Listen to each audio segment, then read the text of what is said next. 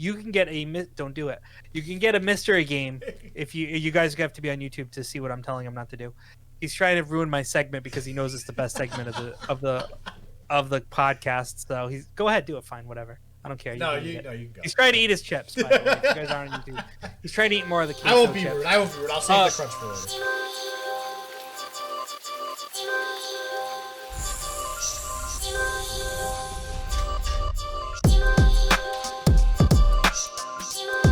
All right, everyone, and welcome to yet another edition of Game Wild.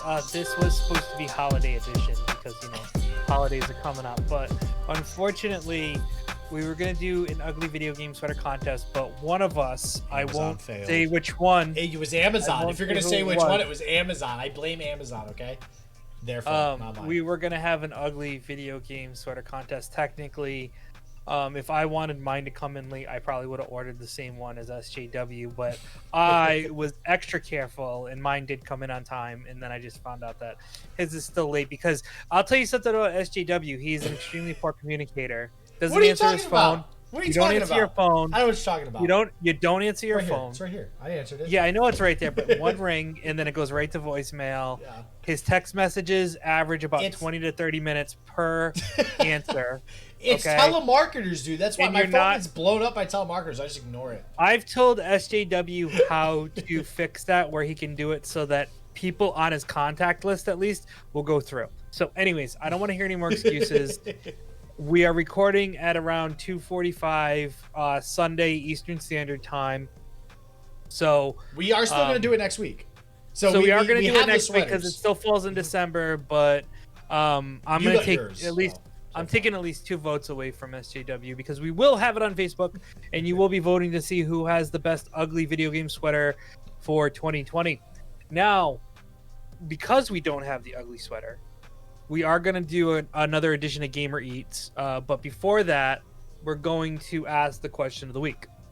The question of the week this week is, what is your favorite chips? Now, it doesn't have to be... Well, I guess it doesn't matter. Well, because it doesn't matter, because you want to know what? I mean, gaming chips, there's not that many out there that are specifically gamer it's chips. a snack. I don't know. It's just like a snack. What's your favorite What's your favorite? What's your favorite chip? Whether it's a Dorito, whether it's a baked Lay's chip, or whether it's Muncho, stuff like that. Do like Fritos count as a chip, or like technically Cheetos? I guess so. Yeah, I mean, I guess they would. Yeah, so like any sort of chip. Yeah, anything that's like made by the chip manufacturers. And like is a Frito-Lay singular item. It's not like a mixed bag of like trail mix or something like that. It has to be a singular. Yeah, chip. Trail mix is its own genre. Yeah, I'll give you like, you know what I mean. Like, that's its own genre. We talk about the things that matter here on this podcast, okay? Snack food.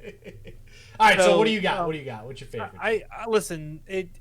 My favorite is probably gonna have to be salt and vinegar Lay's chips. Ooh, salt. If I had to salt and vinegar Lay's chips are my jam. They're the best.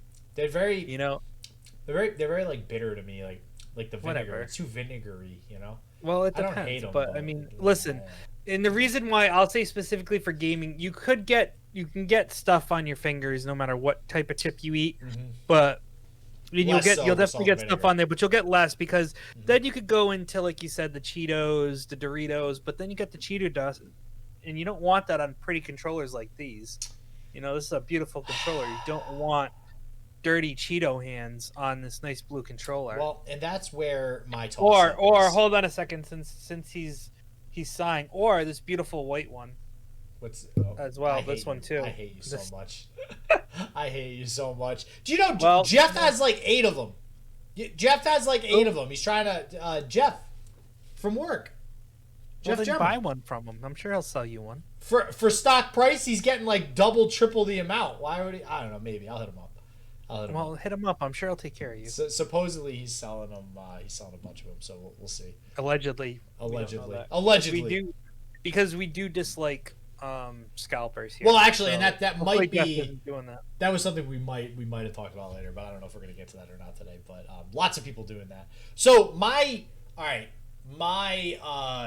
favorite chip, I'm kind of it's a toss up now because you mentioned the dust on the I love the what are they called? Not Cheetos, cheese puffs, I guess, but not the balls. The actual like finger looking ones. Yeah, cheese curls. Cheese curls. Okay, so well, yeah, but like Cheetos or Cheetos, like it's either crunchy or puff. And cheese puff curls. Cheese puff because curls, yeah. Cheetos is technically Crunchy. a brand of something, so so that's what that is. But if we're taking into account, however, how they get on the controllers, I'm gonna go with the barbecue Fritos, the curls. Okay. The Frito curls with the barbecue, those are really good. I feel you. And less dust. They still get dust, but less dust than those. But, tiny dust. Yeah. So the reason we're asking that is because gamer snacks. So as we've talked in the past, and because we had to do this last second thing, I am gonna put a vote up for what we're gonna eat. Stop doing that because it's gonna mess with people's ears. Oh, that's right. Audio is a thing, huh? Audio is a thing. We are going to be, basically ranking for people that will be able to vote, and then we'll try them. We have let's see, we have 3 more, chips in the gun barrel, so to speak. So we will put those up for voting, and then we will try each one. But what you're going to be voting on is the order in which we try them. So first place is going to be the week after the sweater contest, which will be the first week of 2021. Second place, second week. Third place, third week. And then from there, hopefully we'll have some more. I think we're looking at some other snacks too. I know you had sent me something about some possible gamer gummies or stuff like that. I don't remember, but there were some things you sent me that had a bunch of different stuff. Oh, I lost you. We've lost SJW's audio, or either that or I've lost mine. Can you hear me there now? It is. Yes, you must have knocked it out. He knocked out his. He was so excited to eat chips, he knocked out his mic. I am honestly not gonna lie. I've been really holding back opening this bag of chips. I know it's tough. So listen, guys. The breakdown of this one, like I said, it's not impossible to find these, but we did find these Ruffles queso cheese edition, from Mexico. Flavored sazonades. Flavored sazonades. Says underneath whatever queso that means. Cheese. Queso cheese, flavored sazonades, made from Sabritas. Papa Sabritas is the company. Potato chips Papa Sabritas, which is an offshoot of Frito-Lay in Mexico, I think. Well, right? PepsiCo. So PepsiCo's the parent company. Yeah. Right, exactly. So, okay. All right, let's open them because you're continue to play with them. So let's open the bag now. They're guaranteed. Try them out. They are until February. Ready? This is actually ASMR.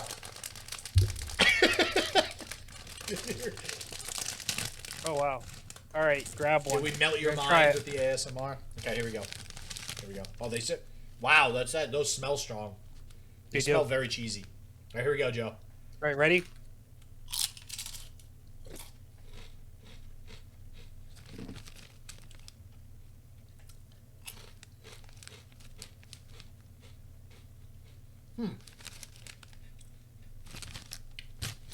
Interesting. So it doesn't have that same.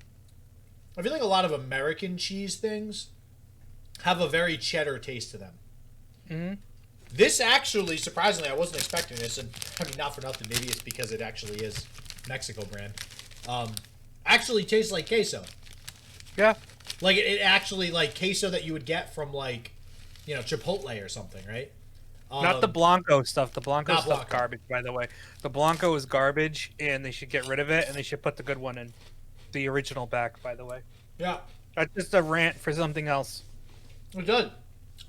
It actually tastes like queso, and I'm actually quite pleased with that. And it's got this little like tang of spice, but not too much. It definitely hits right. I'm actually very impressed with these chips, to be honest with you. And they're Ruffles brands. Obviously I've had Ruffles before. It's true to the brand with like a very firm chip. Wow, I feel so professional and scientific. We're like, it's like a wine tasting. Like, let's grade the firmness of the chip. So, but yeah, this is pretty solid. So I like it. And I looked it up. It's $2 for $1 on the bag. It says right now. This is Mexico. I looked it up online, and like one bag of this, same size, similar size, might be 2 ounces more. So I'm not sure because I can't really tell how many ounces are in this because it's from Mexico. It says like net 01 OZ, but that doesn't make sense. But anyways, this would cost about $3 at a Walmart. This is 2 for $1 in Mexico, says the bag. That's insane. Yep. And I got it too for $1 because I bought it on, and we got all these on a website called snacks.com, which basically carries all PepsiCo family products. And so I buy a snack box, which is $10. You get 20 bags of chips for it, and that's why we're able to do this because why not? So there you go. Yeah, I'm curious to try some other countries and stuff too. I can't wait to get into like Japan or something, or like just well, we have two Mexico chips. One we've tried today. The other is a Doritos brand Mexican chip, and then we have 2 regular U.S. chips that are just whatever. But so what would you rate it? Listen, I'm gonna give this a solid 7. Solid 7. Where you going with the 7, huh? Solid 7 out of 10. Not the best chip I've ever tasted, but based on flavor profile, stuff like that, solid 7. I'm gonna go with an 8. I want to give it a little better than you. That's fine. I actually, when I first ate it, I'm like, wow, this is. I wanted to give it like a 10, but no, honestly, but I thought a little bit. I feel like because I don't want to give a 10 too easy, right? We gotta be. We gotta work our way up to it. Yeah, we gotta be harsh graders. And honestly, like I've had like those Fritos, those barbecue twist Fritos. I'm thinking of. Those to me are like way better.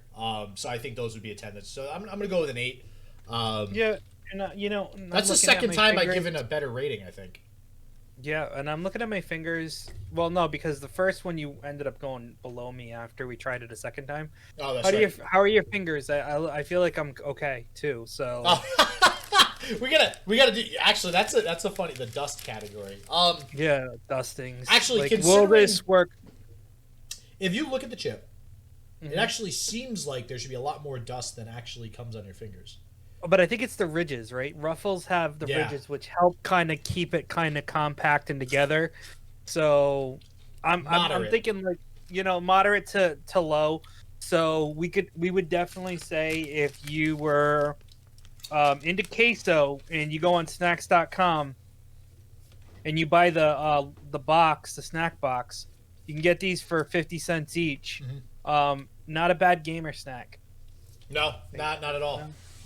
Not at all. So, all right, episode 2 of Gamer Eatz. All set, all done.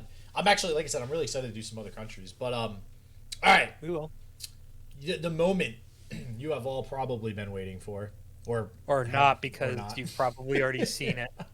Yeah, we almost talked about this last week. I'm actually kind of happy we waited a week because a lot transpired. So many other things happened. Yeah. So, John, I'll let you start. I mean, what's kind of your... So, we are talking about Cyberpunk 2077. This is probably going to be a pretty big topic for the time right now. What are your... let's just start. General thoughts, Joe. What do you think? You've played it. What do you think? I do. Yeah, hashtag feels bad, man. So, the bottom line of this... Well, listen. Number 1, stop eating the chips because we don't want to have... You can finish them after the podcast. I want to eat them now, man. I know, but we can't have crunchies all over the place while I'm talking. Fine. But anyway, so listen, it's a fun game. Let's get that out of the way right now. But it's pretty standard in regards to your typical first-person single-player shooter. First-person shooter, single-player. It's pretty straightforward. There are a ton of side quests. The main story's okay. There's tons of customization of your character. So there is a lot to do. But the problem is all the issues that the game has that isn't necessarily directly related to gameplay or anything like that takes you away from it enough to kind of be like, that's stupid. And if you go on our Facebook page, I posted some glitch that I found. I saw that. Stuff like that, so you can see these types of things, and it's like this game was supposed to be touted to be, the game of the year. This is the deal. It's been worked on forever, and so it's extremely disappointing. Probably more so on current gen systems than next gen systems. I am playing it on a Series X, and I have had plenty of mishaps with the game. So, but as far as playing it and having fun, it's fun. You know, it's not a horrible game. It's not like, God, this is awful, but it is pretty much like a run-of-the-mill shooter with the ability to mod your body and to, you know, do stuff like that. And so I can't say that it's super original either, because like people have been able to hack things since Watch Dogs. So you have the ability to hack things, you have the ability to craft weapons, although the crafting system seems a little kind of wonky in my opinion, and the reason why is because I haven't found any drops for crafting, but if you find a weapon, certain weapons will go right into your crafting. Okay. So it's like, okay, well, I have this weapon, so now I can craft it. So, but I have the weapon, so why should I craft it? Do you know what I mean? I'm not. There's no outside of the fact of reselling it, but the components you're probably going to use to craft it probably cost more than the gun you can sell it. And since it's a single player game, it's not like I can go to you and say, "Hey, Justin, I found this epic gun. I can make it for you. All I need you to do is give me this for the mats and stuff." It's not even like you can do that because it's a single player game. So, you know, there's nothing super special about it. So let me ask you then. Was this game, so I want to start with this kind of basis point for the original hype, because the one positive thing, at least that I've seen in the news, is they did a great job marketing this game. Oh no, this game's been hyped up for a really long time, and there's a lot of disappointment and a lot of people's. Well, so was it set up to fail? Was this game? Well, based on what we read. Well, based on what we read, yes, because another thing that happened this week is that they decided to have an all-hands meeting, and apparently a lot of the developers were very harsh to management and to stakeholders about how they were pushing the game and that the game wasn't ready, and it was super ambitious to even have it try to come out for when it was supposed to come out in April of 2020. Well, I guess, you know what I mean? My first question, regardless of it being Cyberpunk, I guess my question is, when we release any video game and it is hyped up to be a 10 out of 10 masterpiece before anybody has even gotten their hands on it, are those games just always set up to fail? Like, what's the last game you could think of that was hyped up to be a 10 out of 10 that ended up being a 10 out of 10? Probably The Last of Us Part 2. Okay, and actually the first one that comes to my mind would be GTA 5. Because I think, but I mean, when we're talking recency, I agree. Last of Us 2 is more recent. And you go with something that's like in the realm of 2020 as well, right? Because they were marketing it to come out. It didn't come out until I think May, right? So they even had some delays, because I remember when we went to PAX in February. Was it February now? I can't even remember. It was so long ago. That year, one of those times. I don't. So I don't know, man. The biggest issue with that was they were pushing it and then it got pushed back. You know, like you saw a lot of things, banners for it and stuff. So, you know, it's kind of one of those things where they pushed it back so much. I think the problem is they've pushed it back through December 10th. There would have been some big problems, and that's why it got released unfinished, or I shouldn't say unfinished, but with as many bugs as it did. And like I said, they had that all hands, and people even said, you know, why the hell did you announce that it was finished when it wasn't finished? And this was prior to the December 10th pushback, because the week before it was supposed to come out in November, they said it was finished. And then they pushed it back a week later to December 10th.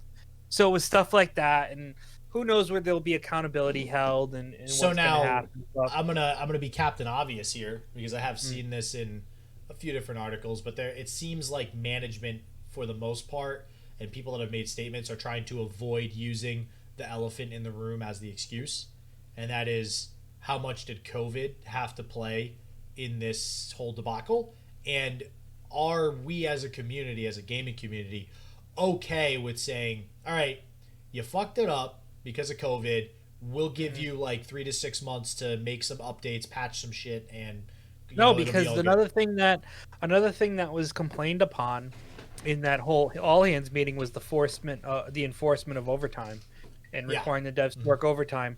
As far as I'm concerned, a dev can work from home. Yeah. Okay, that is probably one of the biggest things that you're set up to work from home.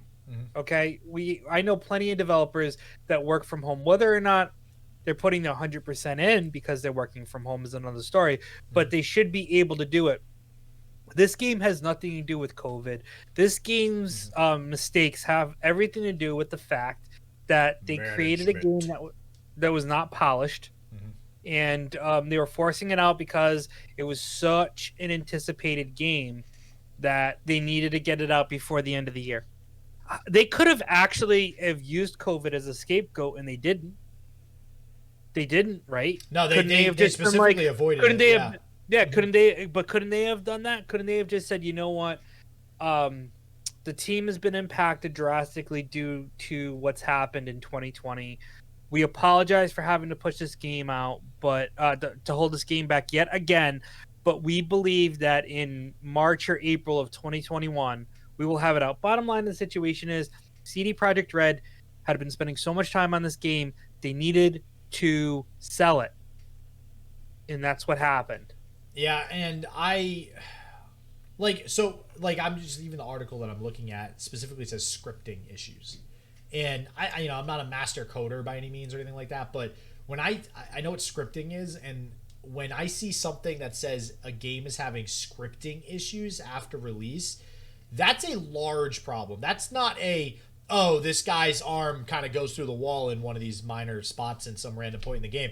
That is like major problems. Like this one guy, for example, Chris Livingston, he had tweeted, "We'll never progress in Cyberpunk 2077 because he can't stop watching every single driver slowly crash into the same barricade and then yell at him about it in the game." Like, just over and over again. They just keep doing it over and over and over again because it's just something screwed up in the coding. And there's a lot of stuff like that. There's another picture of people just floating, sitting in the air. Like, granted. There was one part that I didn't actually get to where one of the characters is driving with you and they're the one driving, and I had died, so I had to restart at the checkpoint, and I was inside the person. I was driving. Whoa, so Joe, you don't got to tell us your private affairs, man. What are you doing? So you weren't in your passenger seat, which you should have been. It was weird, but it's like stuff like that. Like it's dumb things. It's disappointing for a game that was hyped up to be so well renowned, and then now Sony's pulled it from their store digitally, and Microsoft apparently is going to be following suit. And it's no longer going to be on the stores, if not already after this podcast. So Sony is officially off. Microsoft, I'm not 100% sure if they're off yet, but it will be. So probably by the time you hear this podcast, you won't be able to get it digitally on the Microsoft Store as well. And so here is the quote too.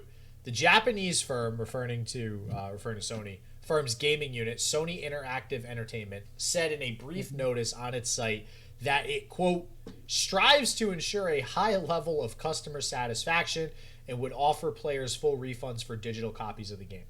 So now something before we dig a little bit deeper into them taking it out of the store, something I do want to mention is, we were going to mention this last week.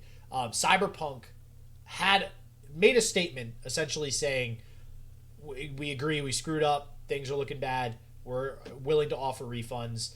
And then shortly after people started like going to Sony, going to Microsoft, trying to get the refunds, Sony and Microsoft were pushing back. And it's because Cyberpunk had made that statement, or CD Projekt Red, I should say, before getting with Sony and Microsoft. So there was a communication, it was off there. Yeah. And so now it looks like it's to the point where they actually made another statement, CD Projekt Red, after that, and they said, wait, we want to clarify. What we meant is you can go through all the normal return procedures that you usually would, i.e. you didn't open it and you have a receipt, And if you have trouble, we'll be there to support you. Here's an email address. So it's just a really shitty way of dealing with that miscommunication, basically dodging that bullet. Which once again is just goes to show you how poor their management must be for that to happen. You know what I mean? Like, like you can't, you shouldn't have let that statement get out in the first place. Yeah, right, exactly. Especially now we're seeing this article, which this was 2 days ago. This happened. Sony pulling it from the store. Sony is saying now that it will offer players full refunds for the digital copies. Yep. No, so they probably got together with so they're obviously okay with it. They're obviously okay. So why did you just make that? You made the statement too early. It's so stupid. That's really what happened. They didn't. Yeah, exactly. This is a multitude of errors, and this is why we're at the state we are. And so apparently, CD Projekt has lost around $6.6 billion in market value since the game's released last Thursday. Which is crazy because you and I have both seen the sales figures where they basically World of Warcraft released Shadowlands and it was the highest selling game of all times, and then right after that CD Projekt Red releases Cyberpunk, blows it out of the water, and then now goes wait, no, never mind, we're gonna have to return all those copies. And now we're back on top. Shadowlands is Shadowlands is back on top. So there you go, guys. Listen. Man, it's a fun game. It doesn't live up to the hype of being the greatest first-person shooter or revolutionizing first-person shooters altogether. But if you don't mind some of the stupid bugs and glitches that pop up, the game itself isn't horrible, and it's probably middle of the road. I do have faith in the patches. I have faith in the patches. I'm sure that they will fix one patch did get released. I haven't played it since that patch, so who knows? But we'll see. I have a surprise. I might stream it. some more. I did stream it on Friday night, so I'll probably continue to stream it and try to see if I can find any more cyber bugs. That's what I'm calling them. Cyberbugs on stream. So whatever we can catch. I have played this game because this one. Cyberpunk, because so I was talking to Steph and we kept talking about Cyberpunk over and over again because I had mentioned it because of all the problems going on, and she was asking me about it and all this stuff, and she was like getting concerned because of everything happening with Cyberpunk. So long story short, she gave me the game as an early Christmas gift. So I did load it up. Haven't really played a whole lot. I made my character. Well, you're welcome, by the way. Yeah, thank you. I know she said she talked to you, so thank you for that. I still feel bad because I was like, oh man, should I text her and be like, oh man. No, dude, trust me. I know. Listen, I have. Well, because I would have recommended it for you on the PC, but I know you couldn't get a physical copy of PC, and she wanted you to open stuff, and you like physical. copies. It's totally fine. It gets a free upgrade to the next gen console too, so I'm okay with playing it on PS5 at some point. And the other thing too is I've been gaming long enough to know now, and it's kind of shitty to say this because I miss the days of just putting a game in a system and it just works from day one. Games don't get released on their release date, if that makes sense. That is no longer a thing. That's a thing in the past. Games games come out on their release date, and they're usually at their best like 6 months later. Because there's patches, there's changes. 6 months, I think, is a lot. 6 months is a lot. I don't know about that, but 6 months? I would probably give it. 6 months is a lot of time. I would probably say within the first 3 months, probably. I say 6 months because I've been through alpha and beta testing phases and stuff. Like as an example with Legends of Runeterra, and they just they have beta testing that goes on for like a year sometimes now. So if they're willing to beta test a game for a year, that tells me that if somebody's releasing a game that hasn't been beta tested, because Cyberpunk didn't go through like a beta with the community, right? Then this is the beta. We are currently in beta testing for Cyberpunk 2077. Welcome to paid beta testing. Well, let's talk real quick in regards to League of Legends and Riot. There is something happening. This is a segue. And it's snowing again. Oh boy. Speaking of World of Warcraft, by the way. So, it's snowing outside, everybody. I'm sorry, I just caught that. Is it snowing again? No, it's not. In my area, it's not here. Oh, great. Yeah. So speaking of World of Warcraft, and speaking of Riot, mush the two together, and what do you get? League of Legends MMO. Yup. And holy shit. That mother of God. That is and could be one of the biggest things to happen in gaming in a while. So if Cyberpunk was the thing that everybody's been waiting for 5 years, this is now going to be the next thing that everybody waits for 5 years. They have already started releasing a slew of games. So it started with Valorant, which is basically CSGO, but League of Legends. A little bit of a different story, by the way. The characters aren't the same from League of Legends. It's different. It's like a prequel or something. Then there's Legends of Runeterra, which is directly based off of the characters in League of Legends, like one for one. Right. Yeah. Sure. And then they have a RPG coming out called the Exiled King or something like that, or Blade of Exile. It's based on the Ruined King. The Ruined King. It's based off of the Blade of the Ruined King, which is a weapon in the game, and all these people around it. Now, is this RPG going to be turn-based? Is it going to be like Diablo? What's the? It's going to be like turn-based. There's a hold on, the Ruined King, a League of Legends story. It is a I'm pretty sure it's turn-based, but let me just I'm going to see how they actually describe it. Unite a party of League of Legends champions, explore Bilgewater, which is a region in the world that they have, and set sail for the Shadow Isles, another region, so both regions in the card game I play, to uncover the secrets of the deadly black mist. And I just want to give me a second here. Oh, this is all a part of their League website. So it doesn't actually say. There is a trailer, and basically you can walk around on the map, so you can interact and move around just like a regular RPG, like in a town or something like that.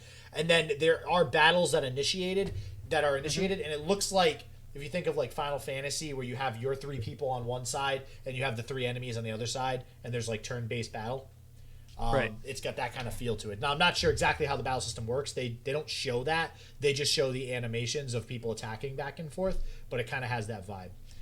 That's the Ruined King is the name of that game. So that is, and then there's other games. There's a action adventure game coming out based on Echo, another champion. This was literally announced like on Twitter. So I don't know if for anybody listening, Twitter is like the gaming hemisphere. Like this is where you find news about video games. It was literally the Riot vice president of intellectual property and entertainment, Greg Street, tweeted. This is what he tweeted. He tweeted he is hiring for a new project that will develop the League of Legends universe. When asked whether it was an MMO, Street outright confirmed on Twitter that it will be. So literally it was just somebody, hey, is this an MMO? Oh yeah. He's like, yeah. And then that's the news. well, because he left it with, some people would call it massive. Yeah. Oh, I remember seeing that. Yeah. So that's why he said, yeah, it's an MMO. Who cares? Yeah, like obviously I insinuated that. Can I tell you though? I mean, depending on how they set it up, it could be pretty cool. I'm hoping it's kind of like what World of Warcraft is like, in regards to you create your own character based off of certain races and certain level abilities, and then you kind of, I don't know, you know the lore better than I do, whether it's clan based or however it goes, but like if you want to report to some of the heroes, like maybe you pick a hero as kind of like your leader and you have to report to them, and they're kind of like, so you get a lot of their abilities, or you get a lot of their possible spec ups, whether it's dark or good, I don't know, but it's promising. Nonetheless, there's a lot of lore out there for this game.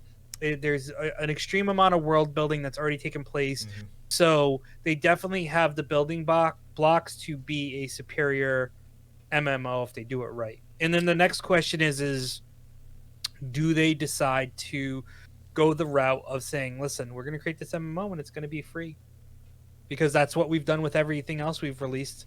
And all you'll have to do is pay for cosmetics, and we know for a fact that people will pay.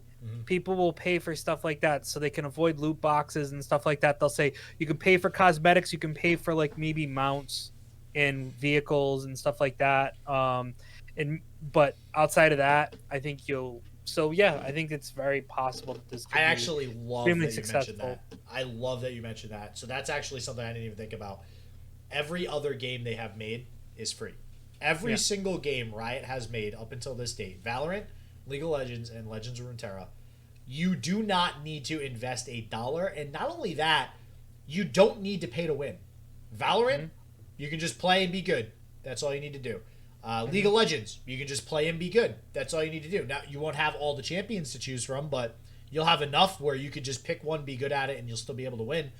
Legends of Runeterra, same deal. You don't have all the cards to start, but you can get an entire free collection in maybe 2 months of playing. Yeah, and battle chess too, right? Or whatever they call it. What do they call their battle chess? Sorry, I totally forgot about Teamfight Tactics. Wow. Teamfight Tactics. Teamfight Tactics. You literally don't need to spend a dime, and you have access to everything. From and that's and that one has been fun. You got me into that one at one point, and that was pretty fun.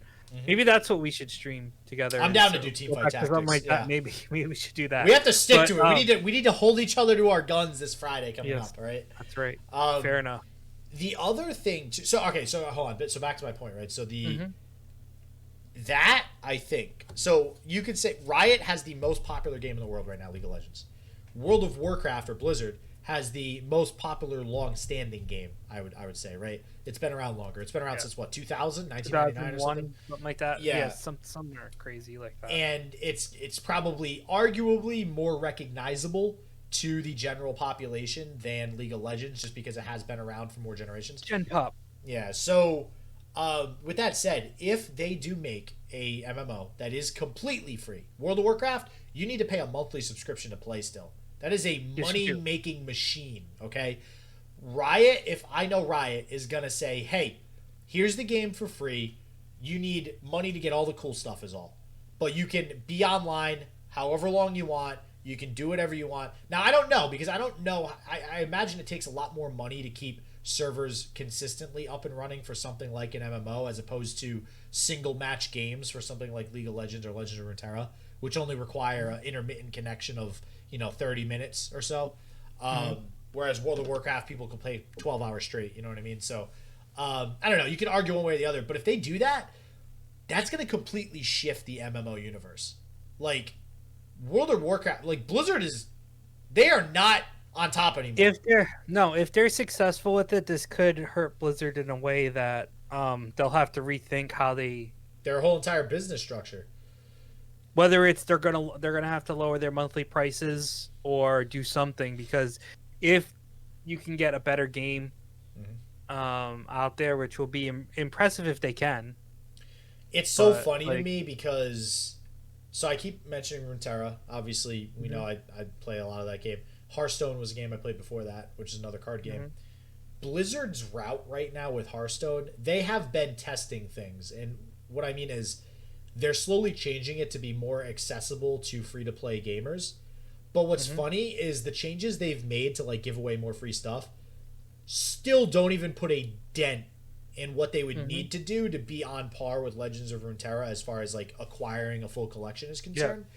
And that's really bad for Blizzard because they still are just not showing a willingness to have free-to-play games and make money off of other things. They literally and that's their reputation as of late, as far as I'm concerned, right? It's just they're a money-making, money-hoarding machine, and they just want everybody's money. We don't care about the play; we just want the money. Right. No, and that's probably 100% true still, and it won't change until they make changes to monthly subscriptions on World of Warcraft or how they do their pay-to-play structure in Hearthstone. Those types of things will continue.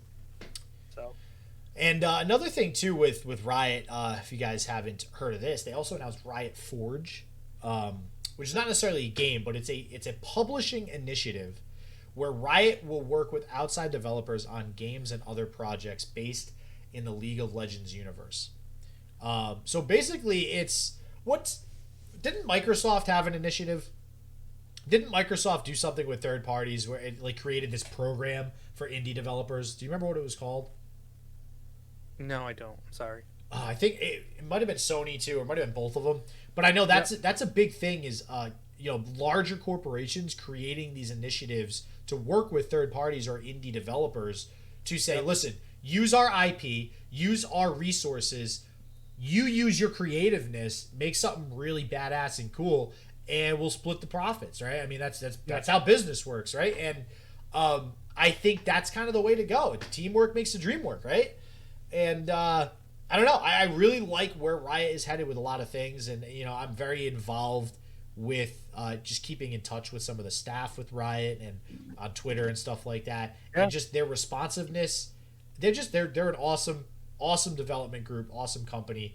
I know they got a lot of other crap going on with their parent company and stuff, but that's a whole other story. But that's still a big deal. So yeah, I mean, it's great. No, I'm looking forward to hopefully playing it someday. Definitely. So, all right. Let's go into our final topic of the day, which has to do with Twitch and streamers. Yet again, Twitch is putting down the ban hammer, and they are trying to keep people away from using certain terminology, it seems like. So, SJW, you were the one who put this one up here. Why don't you open it up into discussion here? What's going on? I feel like you need to be a lawyer to stream on Twitch. Like, that's how bad it's getting lately. Like, if you keep up to date with the news if you are a streamer and you're listening to this, and you are up to date with what the happenings are at Twitch with DMCA and now this Twitch incel crap and all the other stuff, you literally need to do a lot of legal research to make sure that you are in the right. Because now it might not matter in the beginning when you're small, because not for nothing, no offense to anybody, even me, like, I'm not this huge Twitch streamer. They don't give a shit about smaller streamers. Nobody does, because what are they going to do? Sue somebody that has $5 in their name? Like, they don't care. It's not going to help anybody. It's not going to do anything for anybody's business. So, in the latest news for Twitch and things that they can go after you for and ban you for and whatever, Twitch will supposedly no longer allow streamers, and this is as of 4 days ago on the 16th, or when you guys hear this the first time, maybe 5 days ago, no longer allow streamers and commenters to go around calling one another simps. So, do you know what the term simp is? I don't actually. I had a feeling you were going to say that. Why don't you tell me? So, a simp... So, hold on, let me finish this paragraph. The term, a recent favorite in the Twitch community that nominally refers to men who seem desperate for a woman's attention, will be banned when used as an insult under Twitch's upcoming revamp of its harassment policy. Incel, quote-unquote, and virgin will be banned as insults too, Twitch COO Sarah Clemens said during a live stream town hall this afternoon, which I actually have a comment on that too, because that's not 100% true. So, and this is from The Verge, by the way. All right. Okay, so first off, I saw a meme the other day, and it's basically, it said, if you're respectful, this is the society we live in now. If you're respectful to women, you're a simp. And if you are an asshole to women, you're an incel. So it's like, which one can you be? Right? That's kind of how people are looking at these two words. Apparently, you can't be a virgin either. So I think that would be the middle, right? Is that the one in the middle? Yeah, that's the middle. You just don't talk to girls and you're a virgin. Okay, right, exactly. Because like, I'm scared of them, so I'm not going to be ignorant to them, or am I not going to be respectful to them? So we're in the wrong boat. Yeah. So apparently, they cover the entire spectrum. Covered. So now we just can't talk about female to male relationships or vice versa, right? So first and foremost, before I dig into those terms, that last statement, it says incel and virgin will be banned as insults, according to Twitch COO Sarah Clemens. So I take what I'm saying with a grain of salt. I'm not sure if it's 100% true, but I did watch some additional things, and I did see that town hall, at least a segment of it. Anyways, I didn't watch the entire thing. I never saw a specific moment, and the other videos I saw about people that really dug into it specifically said, too, there was not a single moment, I believe, that Sarah Clemens said it's banned, that those words are banned. Like, you just can't even say the word. Like, if I just say the word simp, I get banned. That's not the case. The case, I think, and this is the underlying issue with Twitch that they're having problems with. The community and Twitch as a whole cannot figure out when people are joking or being an asshole. I don't think it matters, though. That's right? Like, I think it's kind of like you have to have a hard line. You can't just make a joke about it. It's got to be like, it's kind of like, all right, let's talk about, you could break out the whole Twitter issue, right? Where comedians make jokes on Twitter and they try stuff out, and some of them have been destroyed because of it, right? So it's because it's a hard line issue, right? It's like, no, it's not funny. It's not something you should joke about. So we're going to rock your world. And I think that's the same thing here. You know, it's like, listen, don't joke about it. Don't make fun of people, because to be honest with you, even if you're trying to make a joke, even if you want to say that it's heartfelt in some ways, like even if you and I were banting around and we called each other's names or whatever, it's still a problem. And therefore, you can't have that gray area. The minute you enter gray area is the minute that people can do exactly what you're talking about and be the lawyer and be like, well, in XYZ case that you did to XYZ, you didn't ban them, but you told them stop doing that. However, my client was banned after saying it once. So it's like setting a precedent and all that shit. And, you don't use it. You got a 3 strikes and you're out situation or something like that, and stop it. I guess I don't want to be that guy that sits there clamoring about freedom of speech and all that poor shit. But I guess that's the problem, though, is like at what point... All right, let's talk about that, okay? Let's say that. It seems like you just got really like offended by me bringing up freedom of speech. You're like, all right, hold on. Let's talk about this. Let's talk about the fact that, number one, it is a privately held institution. Twitch, you talking about? Yes. Yep, okay. It is international, so the bylaws of the United States of America do not necessarily hold true. Once again, let me just say it is a private institution. This is not me going outside and saying XYZ, I hate you or I dislike you or whatever. Like that's what the true idealism of freedom. Right? Yeah, but still, nonetheless, the point of it is it's a privately held institution. This goes back to, oh, by the way, update everybody. Last week's episode, we talked about a 6-year-old or whatever being banned from Call of Duty. It was a stunt. A publicity stunt. So Activision actually didn't do anything. It was for them to join a team or something. They had to make a viral video. So shame on all of us for believing that Activision was actually going out of their way to take out this poor little child, when in fact it was a stunt from them to try and join some Call of Duty Warzone team, and it was part of the initiation process. So apparently Activision is still okay with it. So Activision didn't end up banning the kid? No, it was it was a stunt. It was a viral video stunt. So nothing ever happened? No. The kid's mother logged into his account in another room, causing him to be knocked off the game. Oh, that's some great follow-up. And therefore he acted as if he thought he was banned. Or the kid, the kid might have actually watched the video. I don't think it says anything about it. It just says your account has been kicked off or something, because you can't have the same account logged into 2 different places. So it kicks the current session out. I'm almost disappointed in myself for falling for that. Oh man, I'm disappointed. You know, and I should have sent that to you too, so we could have talked about it. It just is like how crazy it was. But I saw it and I'm like, what the heck with this kid? Yeah. But there you go. So listen, the bottom line is it's a private institution. It has the right to say members of this group. Yeah, they can make the rules. I get that. They dictate the rules at the end of the day. Like I get that. So you can't use freedom of speech as a chip and say, well, freedom of speech, blah blah blah. It's like, yeah, I get it. If you live in America, you should be able to speak your mind, and that's what we get to do. But if YouTube said, hey, the content that you're putting up has certain issues, we have certain issues with that. Okay. If it falls out of the terms of agreement, technically we're in the wrong. Okay, that's what I was just gonna mention. YouTube. I'm glad you brought that up. And there, like, I guess, is my problem. At the end of the day, Twitch can say, you guys can't swear at all on Twitch or you just get insta-banned. Like, they could literally just go hammer. They could do that. I doubt that they would ever get that far. No, I don't think they... But I guess that's the thing. Like, there is no one person that can say where the line should or should not get drawn. We're never going to know that because it's just up to interpretation. It's subjective, right? And YouTube, look at how somebody like YouTube is handling it. You could do the most ridiculous shit on a YouTube video. You know what YouTube says? They just say, well, listen, if it's a little too ridiculous, can't monetize it.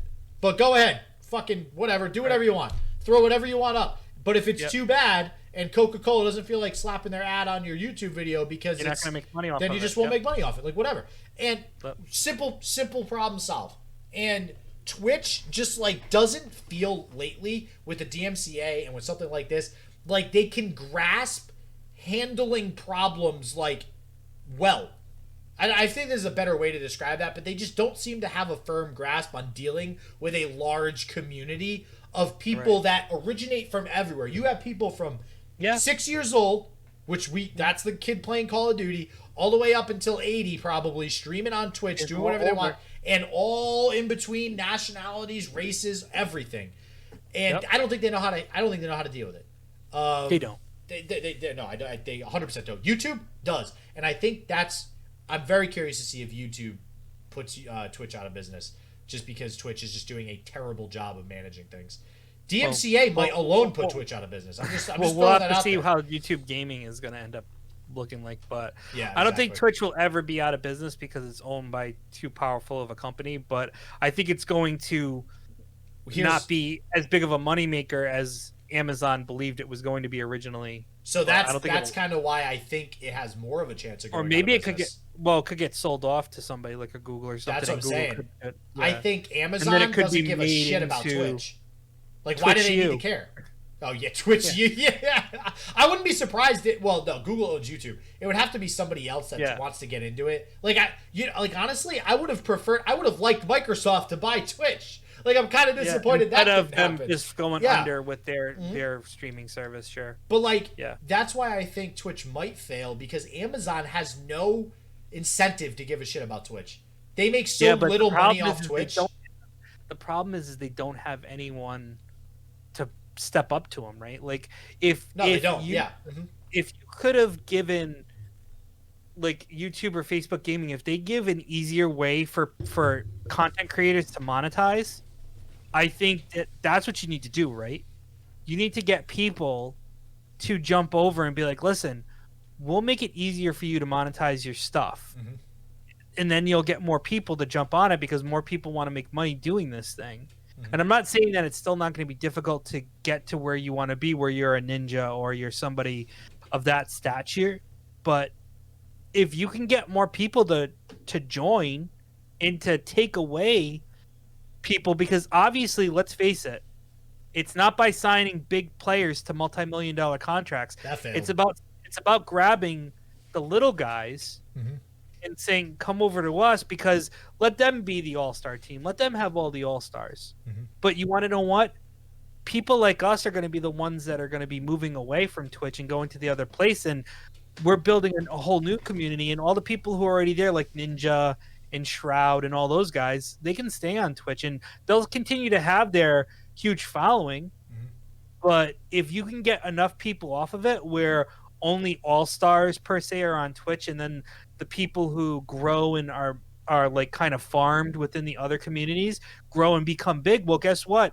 Whatever that company is, whether it's Facebook gaming or YouTube gaming or something like that, they now have the stars. Mm-hmm. Because I'm sorry, in 5 or 10 years, who knows where those guys are going to be? Mm-hmm. Because I think, honestly, those guys are going to have shelf lives too, because they're only good at certain games, and you know, some of your stuff can deteriorate over time. Mm-hmm. So, you know, it's one of those things where I think all you need to do is build a platform where more people can monetize their stuff easier, and then let Twitch just lose volume.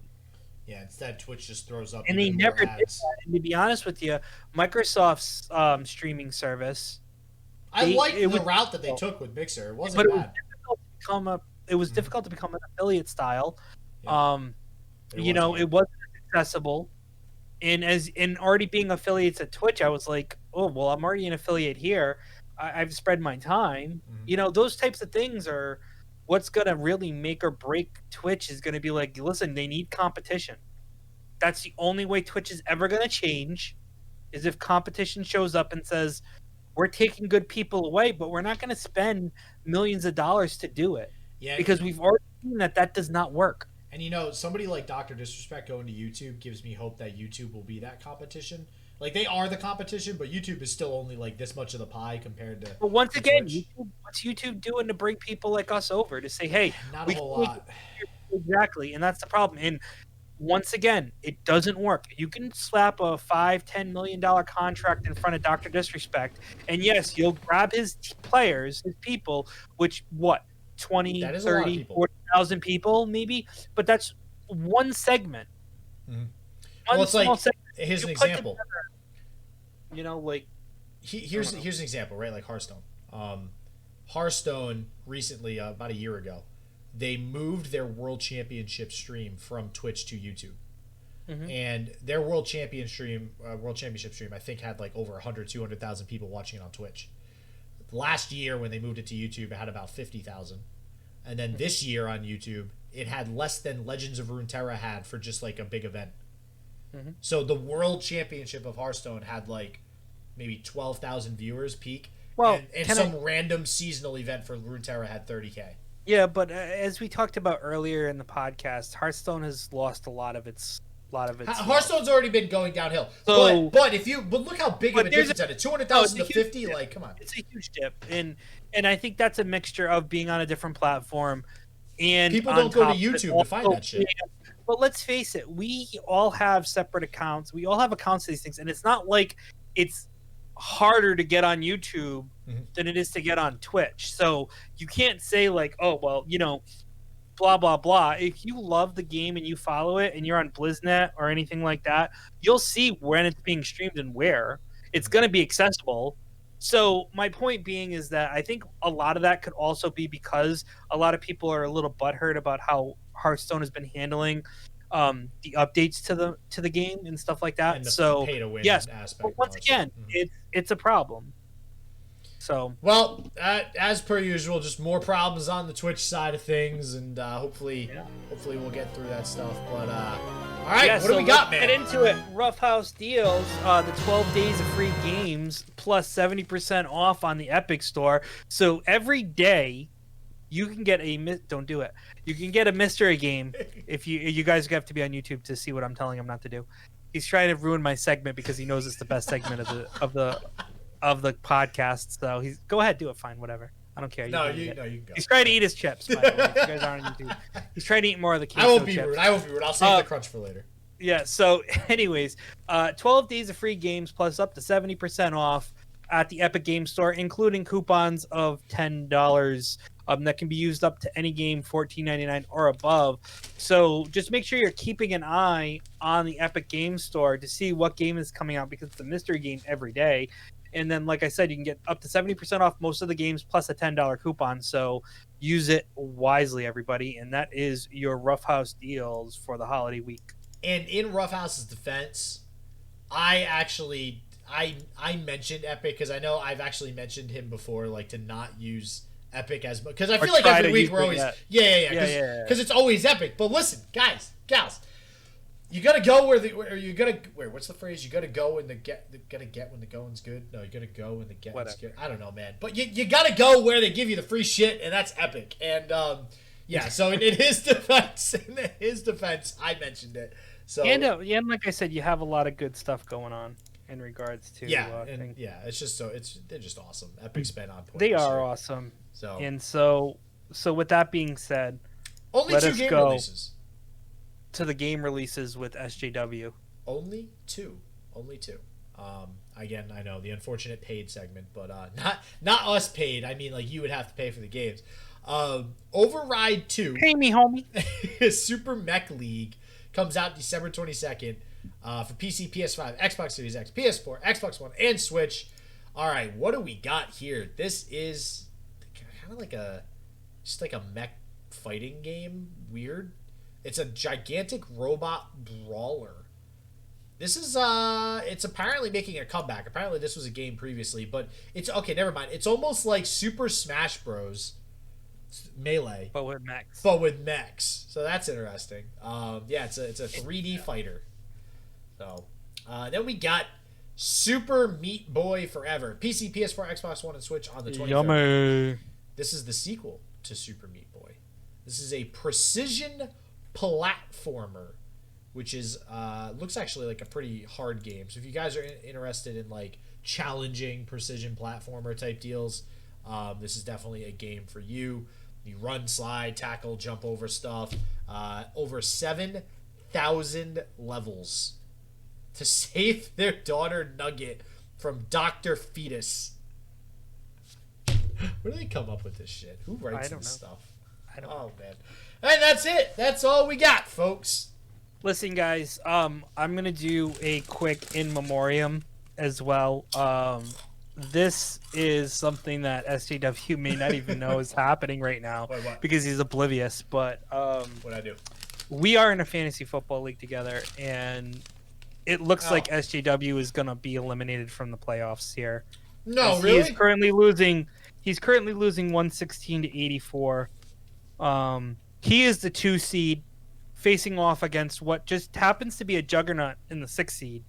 And this is why number 1 seed is so important, because there's this guy over here is the number 1 seed. Yeah, but me losing pushes me down to the 7th seed? No, you just get eliminated from the playoffs and you play for 3rd place. Oh, okay. I was like, wait, what? Okay, no, I'm saying you're losing to the 6th seed. Yeah. Okay, never mind. I gotcha. He's currently losing 116 to 85. Projected points is supposed to be 146 to 128. So unless in the 4 o'clock games and Monday night, SJW gets the unbelievable performance of a lifetime from 3 players, he is going to be eliminated from the playoffs. And pretty sure it's going to happen, so I don't even know what you're bragging about, buddy. All right. Oh well, I'm not bragging about anything. I'm just saying goodbye to a dear friend. Oh. Well, I'm gonna eat my chips. Feel better. Okay? He's eating his feelings right now, guys.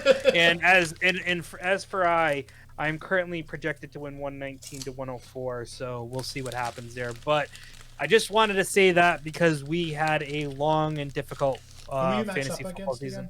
What? Who were you matched up against this week again? Stevie C. Oh, okay, cool. You're facing Stevie L. I'm facing Stevie C. Nice. So, but that be that, guys. We thank you. Have a great holiday weekend. Please rate, review us, do all that fun stuff.